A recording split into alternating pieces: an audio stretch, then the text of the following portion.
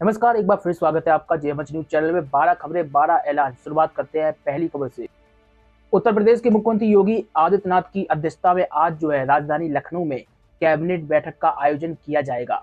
आपको बता दें, इसमें कई अहम प्रस्तावों पर मुहर लगने वाली है, जिसमें निजी एमएसएमई पार्क नीति सहित कई महत्वपूर्ण प्रस्ताव रखे जाएंगे और मंजूरी मिलने की उम्मीद है। वहीं कैबिनेट मोटे अनाज मिलेट्स को प्रदेश भर में प्रचार प्रसार और विस्तार देने से संबंधित प्रपोजल को मंजूरी दे सकती है। प्राकृतिक खेती से इसे जोड़ने के लिए प्रस्ताव तैयार किया गया है। गन्ना और चीनी उद्योग विभाग के प्रस्ताव के अनुसार गन्ने का राज्य परामर्शी मूल्य घोषित हो सकता है। इसके अलावा नई शीरा नीति का भी ऐलान किया जा सकता है। खैर, दूसरी खबर जान लेते हैं। देश में सनातन धर्म पर छिड़ी बहस के बीच मुख्यमंत्री योगी आदित्यनाथ का बड़ा बयान सामने आया है, जिसमें उन्होंने कहा है कि सनातन धर्म भारत का राष्ट्रीय धर्म है। व्यक्तिगत स्वार्थ से ऊपर उठकर हम राष्ट्रीय धर्म से जुड़ते हैं। हमारा देश सुरक्षित हो, गौ ब्राह्मण की रक्षा हो। हम यदि राष्ट्रीय धर्म से जुड़ते हैं तो देश सुरक्षित होता है। हमारे धर्म स्थलों को तोड़ा जाता है तो उनका फिर से पुनर्निर्माण भी होता है। अयोध्या में 500 साल बाद राम मंदिर बन रहा है, दिव्य और भव्य मंदिर बन रहा है। इतना ही नहीं, सीएम योगी ने यह भी कहा कि किसी काल खंड में अगर हमारे धर्म स्थलों को अपवित्र किया गया है तो उनकी पुनर्स्थापना का एक अभियान चले। इसी के साथ ही ये भी कहा योगी ने कि इस अभियान का क्रम आप देख रहे होंगे कि अयोध्या में 500 वर्ष बाद मोदी जी के प्रयास से भव्य राम मंदिर का निर्माण कार्य आज पूरा होने जा रहा है। भारत का राष्ट्रीय मंदिर भगवान राम के मंदिर के रूप में स्थापित हो रहा है। सीएम योगी ने भी कहा है कि मुझे बहुत प्रसन्नता है कि रामलला अगले 1 वर्ष में अपने भव्य मंदिर में विराजमान हो जाएंगे। खैर, तीसरी बड़ी खबर जान लेते हैं। उत्तर प्रदेश में लेखपाल भर्ती 2023 के लिए जल्दी नोटिफिकेशन जारी किया जा सकता है। उत्तर प्रदेश के हजारों उम्मीदवार लंबे समय से इस नोटिफिकेशन के जारी होने का इंतजार कर रहे हैं। साथ ही यूपी लेखपाल परीक्षा 2022 में 8085 पदों पर भर्ती प्रक्रिया चल रही है। रिजल्ट का भी उम्मीदवार काफी इंतजार कर रहे हैं। गौरतलब हो कि उत्तर प्रदेश में राजस्व लेखपाल के 27,000 से अधिक पद हैं, जिसमें से 8085 पदों पर भर्ती प्रक्रिया चल रही है।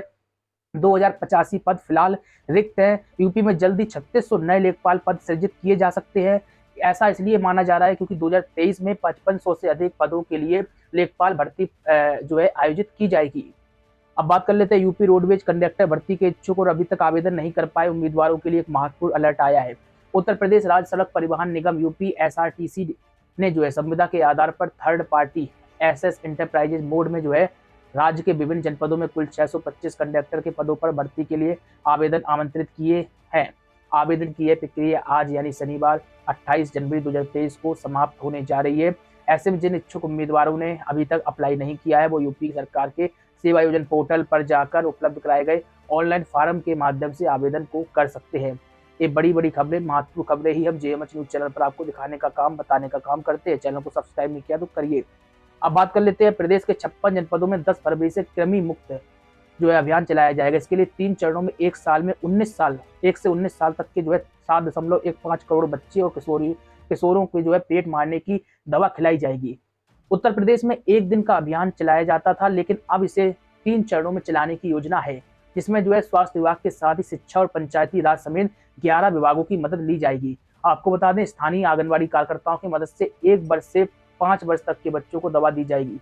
स्वास्थ्य विभाग की टीम स्कूलों में 6 से 19 वर्ष तक के किशोरों को दवा खिलाने का काम करेगी। इसके साथ ही संबंधित स्कूल के शिक्षकों को भी जोड़ा जाएगा। राष्ट्रीय बाल स्वास्थ्य कार्यक्रम के महाप्रबंधक डॉक्टर वेद प्रकाश ने मीडिया को बताया है कि यह दवा चबाकर खानी है। टीम दवा अपने सामने खिलाएगी। किसी भी बच्चे या परिजन को बाद में खाने के लिए नहीं दी जाएगी। खैर, अब बात कर लेते हैं टेलीकॉम सेक्टर की दिग्गज कंपनी रिलायंस जियो देश में अपने 5G नेटवर्क का तेजी से विस्तार कर रही है।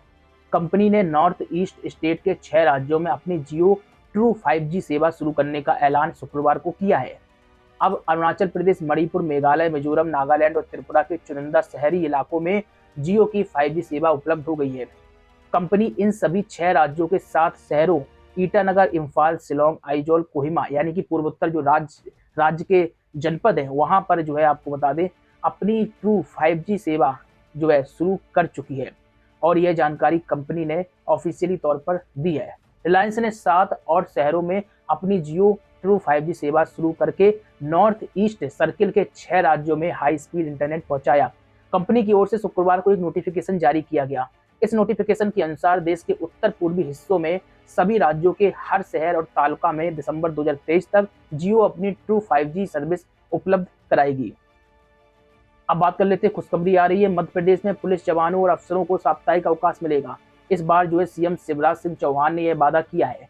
2018 में कांग्रेस के सत्ता में आते ही कमलनाथ सरकार ने पुलिस स्टाफ को साप्ताहिक अवकाश देना शुरू किया था, लेकिन सरकार जाते ही ये सुविधा भी बंद हो गई थी। आपको बता दें, मध्य प्रदेश पुलिस में आज से 6000 नए आरक्षक शामिल हो गए हैं। सीएम शिवराज सिंह चौहान ने सांकेतिक तौर पर भोपाल में 5 आरक्षकों को नियुक्ति पत्र भी सौंपे हैं। सीएम शिवराज ने कहा है कि वर्दी पर कलंक नहीं आने देना चाहिए और भारत मां के दूध की लाज रखना है, अब आरक्षकों की जिम्मेदारी है। सीएम शिवराज ने कहा है कि आरक्षकों को अपराधियों की कुंडली बनाकर उनके खिलाफ एक्शन करना चाहिए। इसी के साथ ही पीएम मोदी भी सड़क पर उतरकर कार्रवाई करने के मामले में मध्य प्रदेश पुलिस की तारीफ कर चुकी है। आपको बता दें, एमपी में आरक्षकों की भर्ती की प्रक्रिया पूरी पारदर्शिता और योग्यता के आधार पर की गई है। चलिए अब बात कर लेते हैं, एक अगली खबर आ रही है आम आदमी पार्टी से जुड़ी हुई। दरअसल आम आदमी पार्टी आपकी सरकार ने 500 मोहल्ला क्लिनिक की शुरुआत कर पंजाब को एक बड़ी सौगात दी। वहीं अब जो है पंजाब के मुख्यमंत्री भगवंत मान कर्मचारियों को एक बड़ी सौगात देने का मन बना चुके हैं और इसको लेकर तैयारियां शुरू कर दी गई हैं। दरअसल पंजाब के मुख्यमंत्री भगवंत मान प्रदेश में पुरानी पेंशन योजना लागू करने की तैयारी कर रहे हैं। आपको बता दें, पूरे देश भर में यही मांग हो रही है कि पुरानी पेंशन व्यवस्था को फिर से बहाल किया जाए। पंजाब की जो है भगवंत मान सरकार 5 अधिकारियों की एक वित्त प्रबंधन कमेटी का गठन कर चुकी है। गठित की गई कमेटी पंजाब कैबिनेट की उप समिति को अपने सुझाव के साथ रिपोर्ट पेश करेगी। कमेटी पुरानी पेंशन योजना के लिए वित्त के स्रोत की संभावनाओं की तलाश करेगी ताकि जो है सरकार पर बोझ न पड़ सके। अब लौटते मध्य प्रदेश। फिर से मध्य प्रदेश के कर्मचारियों के लिए एक बड़ी खुशखबरी है। प्रदेश के मुख्यमंत्री शिवराज सिंह चौहान के नेतृत्व वाली भाजपा सरकार ने एक बड़ी घोषणा की है। बता दें कि सरकार जो है मध्य प्रदेश के कर्मचारियों के लिए महंगाई भत्ते में बढ़ोतरी कर रही है। राज्य के 5 लाख नियमित कर्मचारियों का महंगाई भत्ता 4% बढ़ाया जा रहा है। बता दें कि बढ़ा हुआ भत्ता जनवरी के वेतन से जुड़कर मिलेगा। इस घोषणा को लेकर वित्त विभाग ने आदेश जारी कर दिए हैं। आपको बता दें, फिलहाल केंद्रीय कर्मचारियों को 38% जो है महंगाई भत्ता दिया जा रहा है, तो वहीं राज्य के कर्मचारियों को 34% महंगाई भत्ता मिल रहा है। इसके अलावा पेंशनर्सों को 33% महंगाई भत्ता जो है दिया जा रहा है, जो केंद्र सरकार के पेंशनरों की तुलना में 5% जो है कम है। शिवराज सिंह ने घोषणा फिलहाल की है और इससे कहीं ना कहीं जो है अब कर्मचारियों के लिए खुशखबरी भी आई है। अब बात कर लेते हैं, किसान सम्मान निधि की लेट लतीफी हो रही है। पीएम किसान सम्मान निधि योजना के करोड़ों किसानों के लिए अपडेट निकल कर आई है। अगली किस्त का इंतजार जल्द खत्म होने वाला है। संभावना जताई जा रही है कि जनवरी के अंत में या फरवरी के पहले सप्ताह में, संभावना यही प्रबल है कि फरवरी के पहले सप्ताह में 13वीं किस्त जारी की जा सकती है। इसके लिए किसानों को लगातार आधिकारिक वेबसाइट pmkisan.gov.in पर विजिट करते रहना चाहिए। ध्यान रहे, योजना के तहत जिन किसानों ने KYC की प्रक्रिया पूरी कर ली है, केवल उन्हीं किसानों के खाते में 2000 रुपए की किस्त जो है जारी की जाएगी, अन्य को इसका लाभ नहीं दिया जाएगा। लगातार इसी तरीके से खबरें पाने के लिए चैनल को सब्सक्राइब करना मत भूलें। अब बात कर लेते हैं, आपकी थाली की रोटी अब सस्ती होने वाली है, जहां पर आटा 6 रुपए से 8 रुपए तक सस्ता होने वाला है, जिसे लेकर आपको बता दें भारतीय खाद्य निगम FCI ने जानकारी दी है और कहा है कि आगामी 1 फरवरी से 2350 रुपए प्रति क्विंटल के आरक्षित मूल्य और ढुलाई लागत के साथ साप्ताहिक ई नीलामी जो है शुरू की जाएगी, जिस दौरान आटे को 29.50 से 30 रुपए प्रति किलो से ज्यादा की दर पर नहीं बेचा जाएगा। आपको बता दें कि FCI इस जो है 30 लाख टन में से ई नीलामी के माध्यम से आटा चक्की जैसे थोक उपभोक्ताओं को 25 लाख टन गेहूं बेचेगा। वहीं 2 लाख टन राज्यों, केंद्र शासित प्रदेशों को और 3 लाख टन अन्य संस्थानों और राज्यों सार्वजनिक उपकरणों को गेहूं होगा आटे के रूप में बदलने के लिए रियायती दर पर देने का प्रयास करेगा।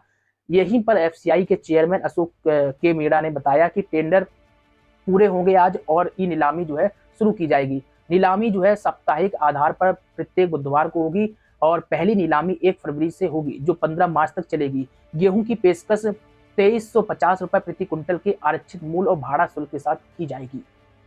जाते जाते एक और खबर जान लेते हैं। दरअसल प्रधानमंत्री ने शुक्रवार को परीक्षा पे चर्चा कार्यक्रम में विद्यार्थियों, शिक्षकों और अभिभावकों से बातचीत की। पीएम ने कहा है कि समृद्ध लोकतंत्र के लिए आलोचना एक शुद्धि यज्ञ है। आलोचना समृद्ध लोकतंत्र की पूर्व शर्त है। उनसे पूछा गया था कि वह खुद आलोचना का सामना कैसे करते हैं। रायपुर की आरती और डलहौजी की आरुषि ने पीएम मोदी से समय के प्रबंधन पर भी जो है सवाल किए। हम आपको वीडियो भी दिखा रहे हैं। पीएम मोदी ने कहा कि सिर्फ परीक्षा ही नहीं, जीवन में भी समय प्रबंधन बहुत जरूरी है। इसे आप अपनी माँ से सीख सकते हैं। सबसे ज्यादा काम माँ ही करती है। किसी काम को करना उसे बोझ नहीं लगता। उसे पता होता है कि मुझे इतने घंटे में यह काम करना है। अतिरिक्त समय में भी वह कुछ ना कुछ रचनात्मक करती रहती हैं। माँ को सही ढंग से देखेंगे तो आप विद्यार्थी के तौर पर समय प्रबंधन करना सीख लेंगे। तो कहीं न कहीं एक तरफ से जो है छात्र छात्राओं को मोटिवेशन देने का काम भी प्रधानमंत्री मोदी परीक्षा पे चर्चा कार्यक्रम में करते हुए नजर आए। कोई भी अगर आपकी प्रतिक्रिया, सवाल है, डाउट है तो कमेंट बॉक्स में रखिए। चैनल को सब्सक्राइब नहीं किया करिए ताकि आपको 12 खबरें 12 ऐलान जेएमएच न्यूज़ चैनल पर इसी तरीके से मिलते रहे। नमस्कार।